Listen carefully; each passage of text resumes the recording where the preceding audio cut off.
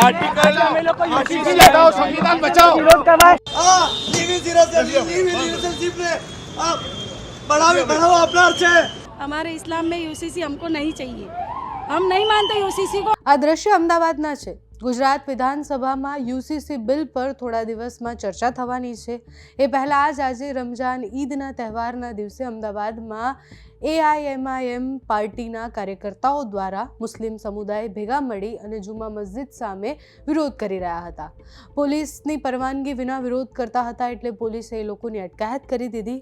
પણ અટકાયત પહેલાં જેટલા પણ લોકો બેનરો સાથે આવ્યા હતા જે એવું કહેતા હતા કે યુસીસી લાગુ થવું ન જોઈએ અને એમનું એવું કહેવું હતું કે એ કાયદાને વિરુદ્ધ પણ છે, દેશને વિરુદ્ધ પણ છે। તો પહેલાં વિરોધના એ દ્રશ્ય જુઓ, એ લોકો જે કહી રહ્યા છે તે સાંભળો। आर्टिकल यूसीसी लगाओ, संविधान बचाओ, विरोध करना है। यूसीसी બંધારણ વિરોધી છે। યુસીસી બનાવવા તૈયાર નથી। આ યુસીસી છે એ બંધારણ વિરોધી છે। અમારી પાર્ટી મજલિસે ઇત્तेहादुल મુસ્લિમીન આ કાયદાનો સખ્ત વિરોધ કરે છે। અમે લોકો આજના દિવસે ઈદનો મુબારકબાદ પાડીએ છીએ અને અમારો બંધારણીય અધિકાર છે અને બંધારણમાં રહીને અમે લોકો આનો વિરોધ કરીએ છીએ। अजमीना से दरियापुर रोड से एएमआईएम पार्टी से यूसीसी का हम विरोध करते हैं। हमारे इस्लाम में यूसीसी हमको नहीं चाहिए, हम नहीं मानते यूसीसी को, हम बिल्कुल विरोध करते हैं यूसीसी का। बस यूसीसी हमें चाहिए ही नहीं। યુસીસી લાગુ થવું જોઈએ। યુસીસી એ સંવિધાન વિરોધી છે, એ આખા દેશમાં લાગુ પડે। 44મી આર્ટિકલ છે, આર્ટિકલ 44 છે, આખા દેશમાં લાગુ પડે।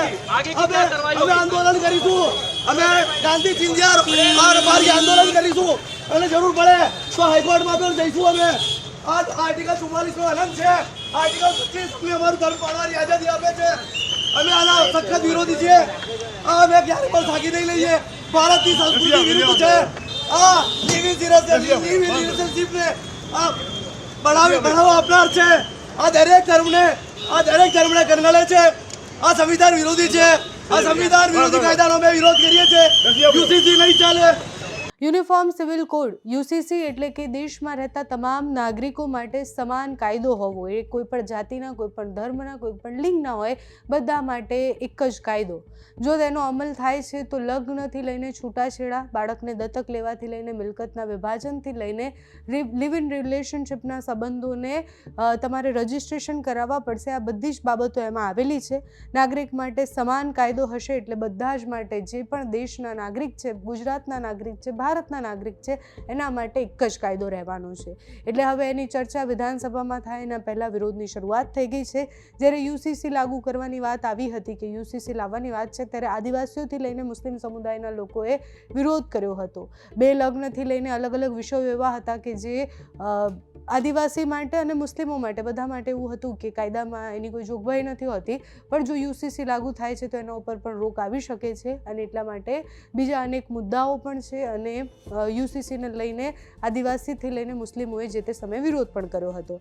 અત્યારે જ્યારે યુસીસીની વાત વિધાનસભામાં થવાની છે એની પહેલાં વિરોધની શરૂઆત થઈ ગઈ છે। વિધાનસભામાં જ્યારે આ વિષય પર ચર્ચા થાય છે કારણ કે એ જે આખું બિલ જે છે એ તો સીએમના હસ્તે આપી દેવામાં આવ્યું છે।